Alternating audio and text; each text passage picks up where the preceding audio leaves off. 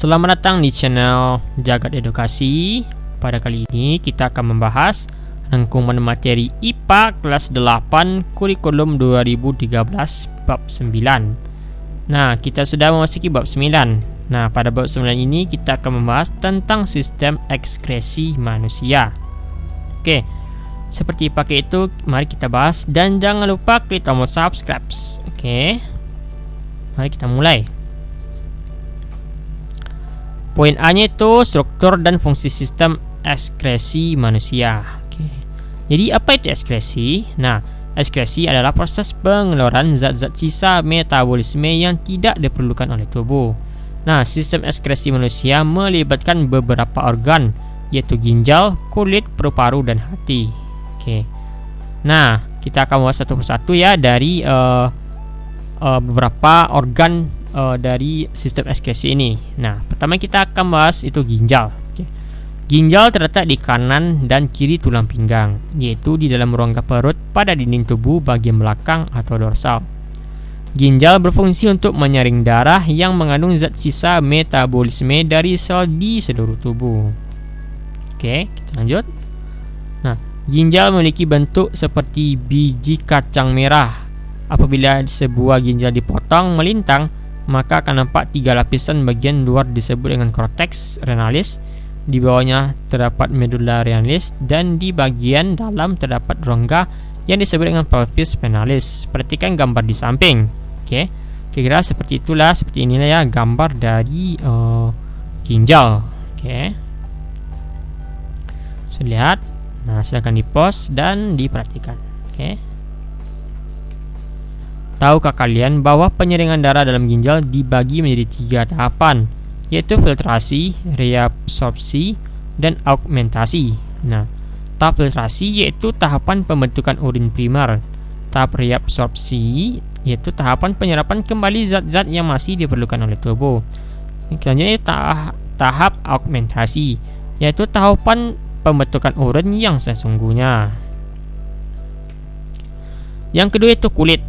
Nah, kulit berfungsi sebagai tempat keluarnya keringat.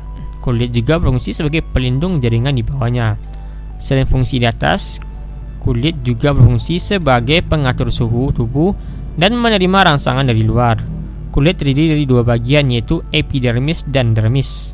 Perhatikan gambar di samping. Oke, itu ada bagian epidermis dan dermis. Jadi epidermis ini bagian kulit ya, bagian atas, sedangkan yang bagian dalam itu sebenarnya dermis ya.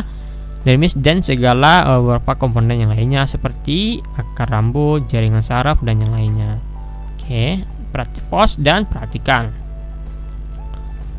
Oke, ketiga itu paru-paru. Nah, oksigen yang memasuki alveolus akan berdisfusi dengan cepat memasuki kapiler darah yang mengelilingi alveolus, sedangkan karbon dioksida akan berdifusi dengan arah sebaliknya. Reaksi kimia tersebut dapat kita tuliskan sebagai berikut. Oke. Glukosa ditambah oksigen sama dengan karbon dioksida ditambah uap air. Oke. Seperti ini ya. Oke. Lanjut. Oke. Misalnya itu hati ya.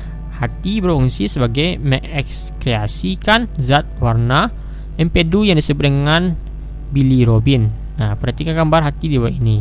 Oke. Struktur anatomi hati. Jadi kira-kira seperti inilah hati ya. Nah, hati ini ya berfungsi sebagai mengkreasikan zat warna empedu yang disebut dengan bilirubin. Oke, next. Nah, perhatikan sistematika fungsi hati di bawah ini. Kira-kira seperti inilah ya, sistematika atau bagan proses pemecah sel darah merah. Oke, dimulai dari sel darah merah yaitu ke hemoglobin. Nah, dari hemoglobin itu dipecah lagi ya, jadi hemin, zat besi, globin, protein latin, dan kembali ya, bentuk biliverdin, dan urobinogen. Nah, dibagi jadi 2 lagi, yaitu urobilin dan strobilin, dan menjadi pewarna urin serta pewarna fases ya. Fases ini adalah kotoran ya, seperti itu. Nah, untuk poin B itu gangguan pada sistem ekskresi manusia. Macam-macam gangguan pada sistem ekskresi manusia, di antara lain yaitu nefritis, batu ginjal, albuminuria, hematuria, diabetes insipidus, kanker ginjal, jerawat, dan biang keringat. Oke.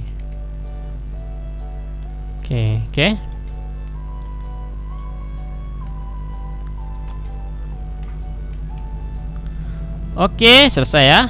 Jadi pembahasan kita selesai ya, sampai gangguan pada sistem akis ini. Oke. Sekian dulu dan sampai jumpa. Jangan lupa klik tombol subscribe ya. Oke. Dan nantikan video-video kita di bagian bab 10-nya nantinya. Oke, sekian dulu dan terima kasih.